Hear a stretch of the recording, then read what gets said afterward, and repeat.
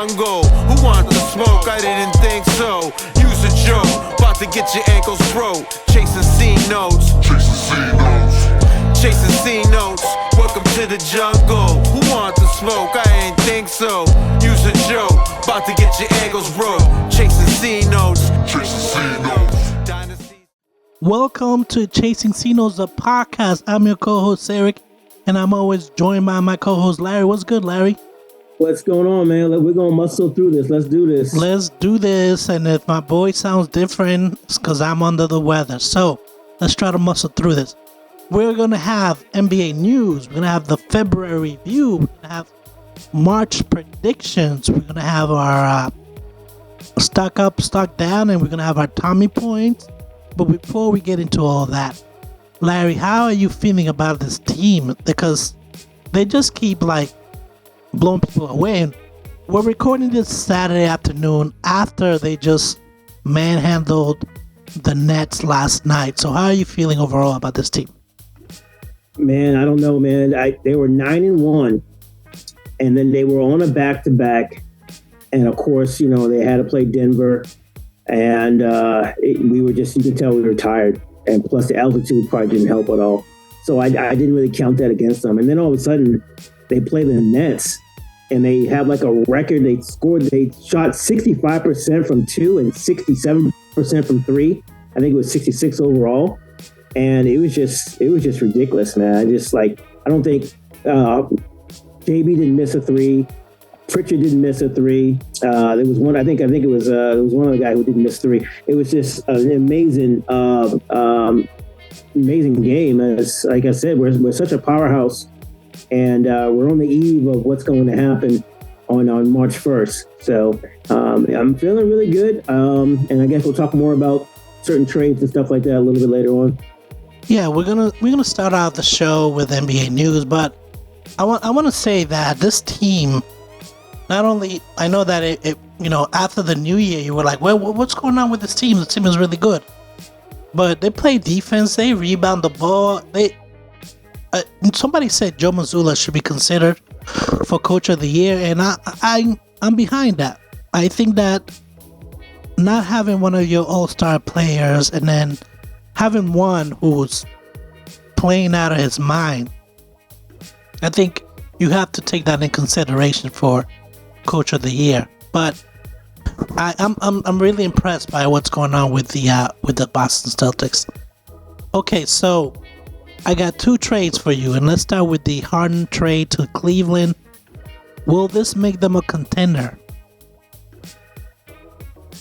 I think so. I couldn't figure out what was going on with Cleveland. They were so powerful last year. They didn't really lose too many games.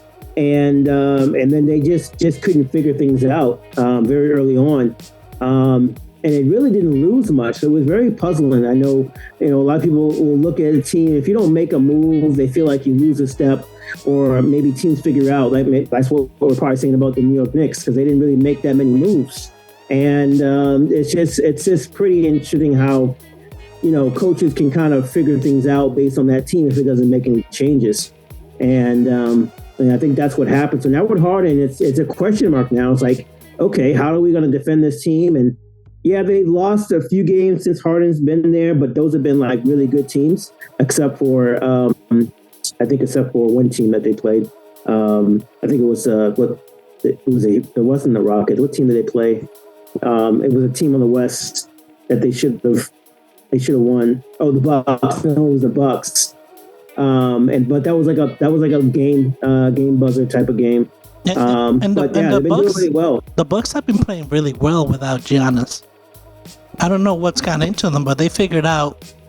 I don't know if they're playoff bound, but they've been playing pretty well.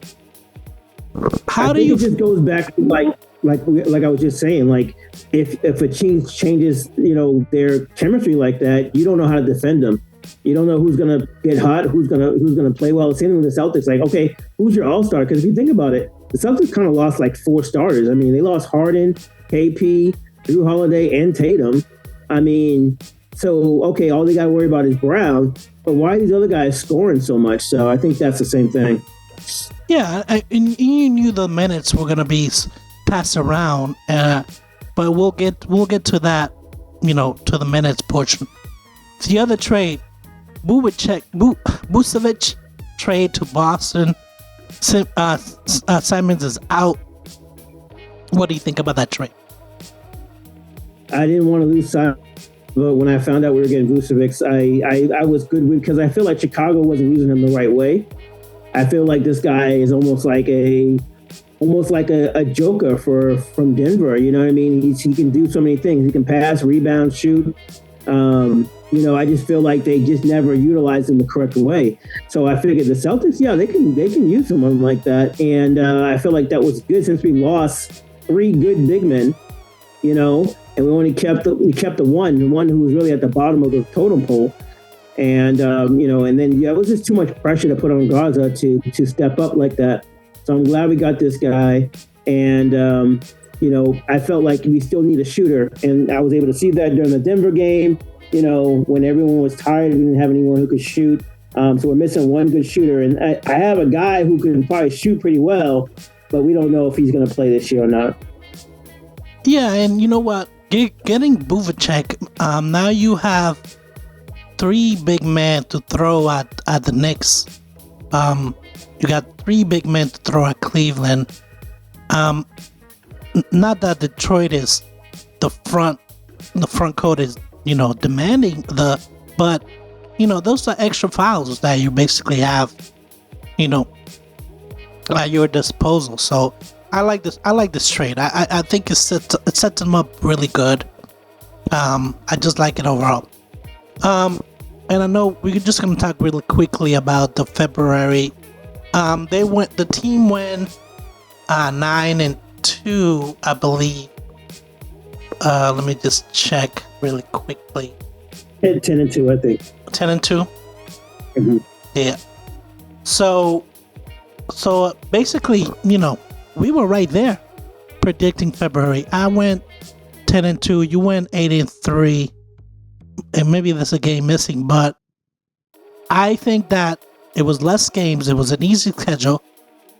Jaylen Brown was the only one that made the All-Star, so everyone got rested.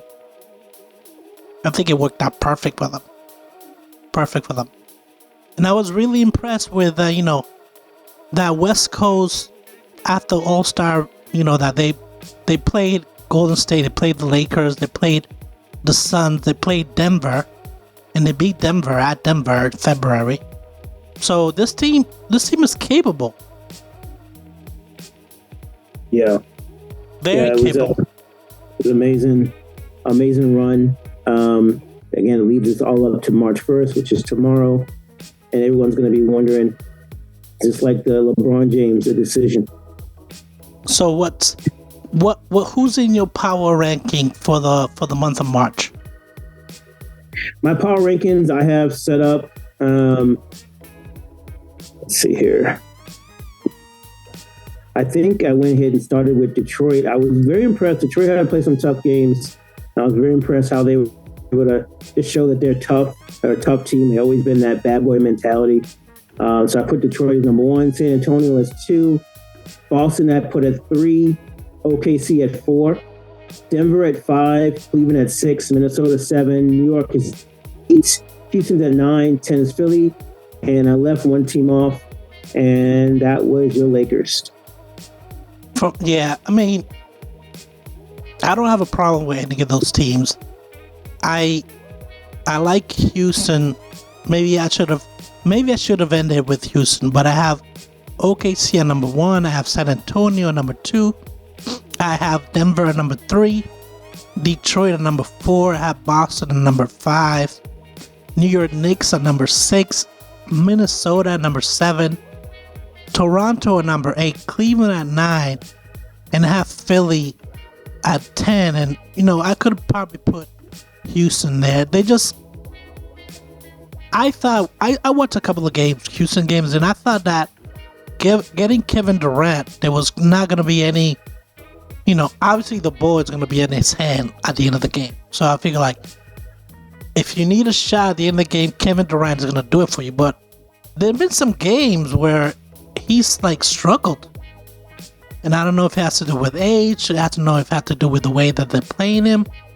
I just expected more. But again, maybe because it's a new team, it's a new chemistry. But I wouldn't be mad switching Philadelphia for Houston at number 10 spot. Yeah, I mean, you got to remember, Houston didn't stay the same team. They did have to lose a few people to get Durant, and you probably thought they weren't big pieces, but it's amazing how things fit in the puzzle. So I still feel like, Houston's missing some toughness, and they're going to have to figure that out because, they were up big against New York, and then New York came storming back and won that game. New York's got to play faster in the beginning, and Houston's got to figure out how to play all 4 quarters. Yeah, I agree. So, Larry, what do you have the team? They have 16 games in March.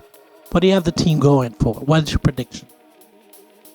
I have the Celtics pretty much coasting until they hit this road trip bump where they have to play Cleveland, San Antonio, and OKC. And I actually got them losing those 3 games. And then they're coasting again, and they hit another bump where they have to play Minnesota and OKC. And I got them 11-5 out of those 16 games.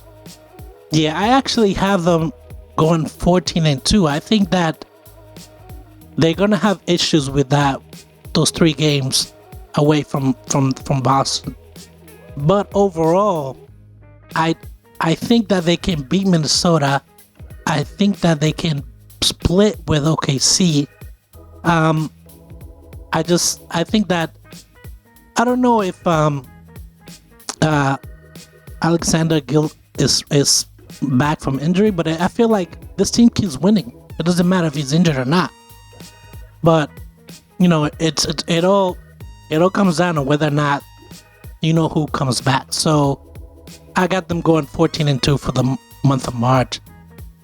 I just love what's going on with this team. I love the passing, everything that I'm seeing, and we'll get to our stock up or stock down and Tommy points, but yeah, they're playing really, really well. All right, like, so who is in your stock up? All right, so for my stock up, I put Cade Cunningham. I really feel like he's showing what he needs to do. The only thing I feel like Detroit is missing is, okay, if Cade's having an off game, who's going to step up? Yeah, he's been doing really well, scoring points, doing almost triple doubles. But I feel like, once it becomes a series, they're going to figure out a way to kind of cuff him up, and then someone else is going to have to step up. So we'll see if that number 2, number 3 option can be as viable as Cade has been. And number 2, I got Wemby. I just feel like that team has a new identity. I always felt like they were going to be really good with the guys that they had. Obviously, everybody has gotten better on that team, and they've been improving. And I think a lot of that is due to him. I think we still got the ball Wemby, right? The new ball Wemby now. So I think he's been playing tougher since then. And then for number 3, I put Tatum. Tatum's stock is up right now. Everyone's talking about him, and everyone's talking about the decision that's going to happen tomorrow, whether or not he shows up or not. We all know the game has been changed from 6 to 8. So I put Tatum down for stock up. Who do you got for your stock up? I keep going back to, Pritchard. I keep going. I think he's averaging 24 points a game. I know against Phoenix he kind of laid the duck down, but this guy, and now he's coming off the bench. He's not even starting. I don't think he's gonna get 6th man of the year, but this dude doesn't matter up top, whether he's driving, whether it's a mid-range jumper. This guy is scoring, so I'm impressed by this little guy. D. White, I know he's not scoring like he should, but he's doing everything else. He's rebounding, he's assisting, he's blocking shots. This guy needs to be on the floor. I don't know what his minutes are per game, but this guy needs to be on the floor all the time. And then same thing you talk about, Wemby. I have the Spurs overall. They're coming together, whether it's the guards, the draft, Damian Fox from the Sacramento. They're really coming together. So I got the Spurs on my stock up. Larry, who is in your stock down? All right, for my stock down, I also put then Tatum. Tatum, whatever his decision is going to be, I think it's going to definitely bring his stock down because he could come back and not do well, or he could not come back and everyone's going to be like, what if? For my other stock down, I put down Golden State. I feel like they had an opportunity to try to get better. They picked up someone who, knowing that you don't have Butler and then you grab somebody that you think may or may not work, I just think they could have done a better job. And then the Lakers that I put down, I just feel like now they're just kind of waving the white flag at this point, when they could have been really trying to dig deep and trying to figure out how to get their position.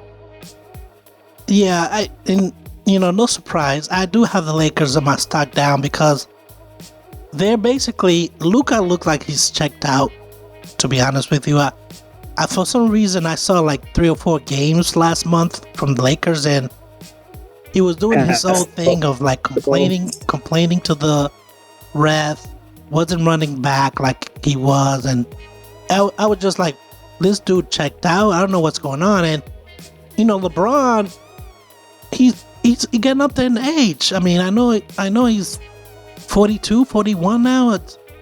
I'm like, how? What are you asking for this dude? I don't know. And Reeves just came back from an injury, but they don't like to play defense. For some reason, they have a bunch of like, alley-oop dunkers, but they have no front court creators. So I have the Lakers on my stock down as well. The other team I have a stock down is Miami Heat. I don't know. I know Powell is out, but the Heat, they just don't have that, like, they call it Heat culture. I don't know. They don't have that intimidation factor like they used to. Like, every time we play Miami, it was going to be a battle, but now I feel like it's not a battle. I feel like Tyler Hero was a mistake to keep him because he just doesn't look right. So I got the Miami Heat on my stock down, and then I have Garza for my stock down because that Vuvic's trade basically guaranteed that he's only going to come up for like garbage minutes when they're like blowing a team away. And I feel bad for the guy because he came here, he thought he had a chance, but Keita got the starting role, and then like he would come off the bench, and then they were like, no, you still need another guy. So it's maybe his production wasn't what they thought it was gonna be, but I got Garza as my stock down. Larry, who gets Tommy points for February? Put down Keita for my Tommy points. Again, we know that he's in direct competition now with Vucevic, so he's dealing with that, and I feel like he's been kind of holding his own. He's been doing he's been like the Rob Williams that I wanted. He gets up, he gets those alley oops. He defends really well, and I just think he's a good for us. So I definitely think he deserves some Tommy points. Yeah, and I've seen him. He's got moves. I've seen him going up and under. I've seen him doing the fadeaway jump shot. This dude got moves. His dribbling is awful, but right. It's a big man, so what do you expect? But he's not Wemby. But and he's obviously 3-point shooting is not there, but maybe Vuvicic can help with that. I don't know. My Tommy points is gonna go to Hugo Gonzalez. Last month I was complaining that I don't know about this guy. Basically Walsh, Hugo, and Manat, which is I don't think he's even on the team anymore. He's back in Maine, but Hugo Gonzalez has been showing me that he hustles. He never gives up on the play, and that's some things that Tommy used to go crazy over. Like, don't give up on the play.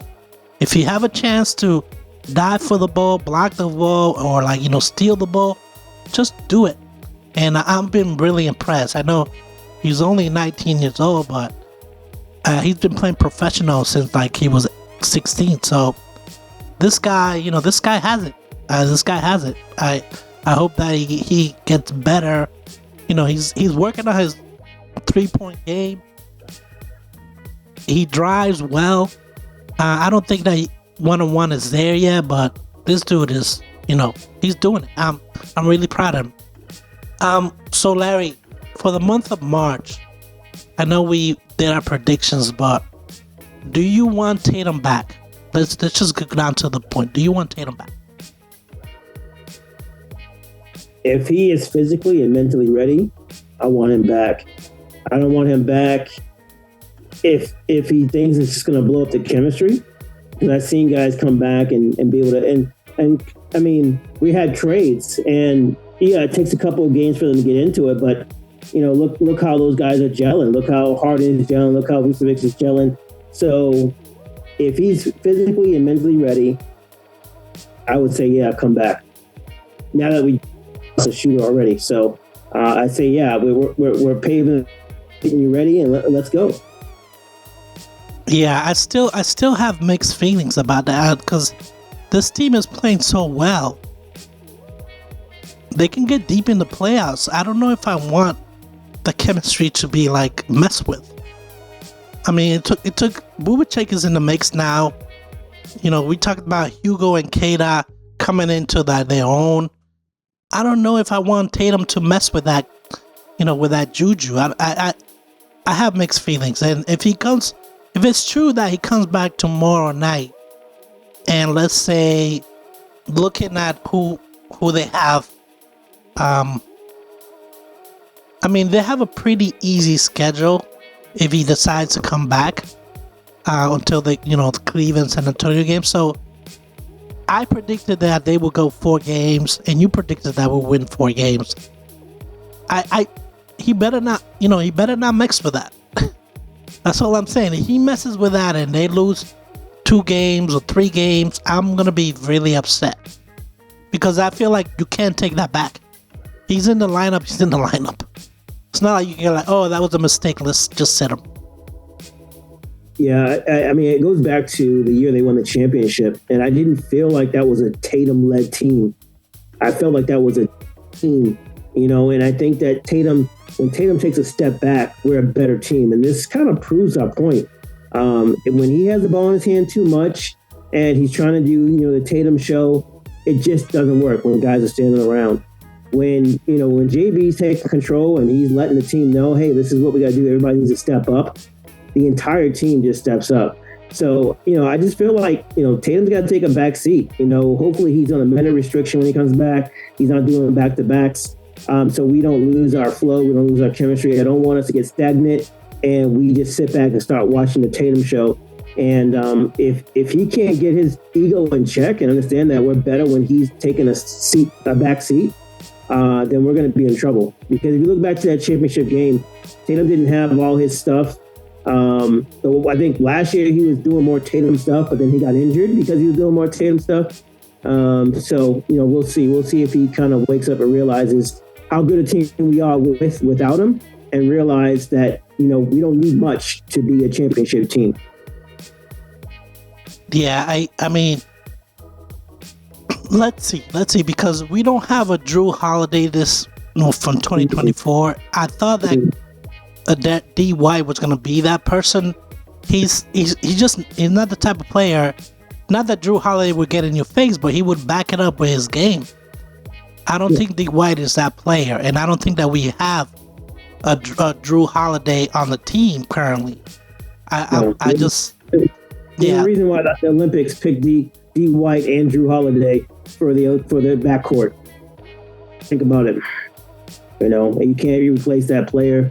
We knew that was going to be an issue. We were able to recover with losing KP, but yeah, that could come down to Peyton Pritchard's not that level. Yeah, he can shoot the ball and stuff, but we don't look at him as a real strong defensive player. So that could come down to being an issue, unless they're going to use Tatum as cover point guards. Definitely don't want that coming off his injury. Yeah, so this is going to be an interesting month, March, for the Boston Celtics, because are they going to shut him down, or are they going to integrate him into the lineup slowly, maybe coming off the bench? I don't know. We'll see. So next month we'll have episode 32, By the way, this is episode 31, season 2. And then, thank you for listening. I'm sorry for the voice. I'm a little ill, but we made it through. That's all that matters, Larry. We made it through. Yes, indeed. Yes, indeed. So with saying that right now, I'll say peace. Peace.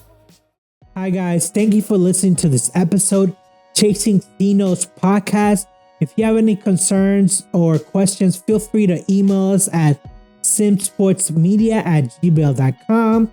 And please subscribe to this channel, this page, whatever it is, platform that you listen. Peace.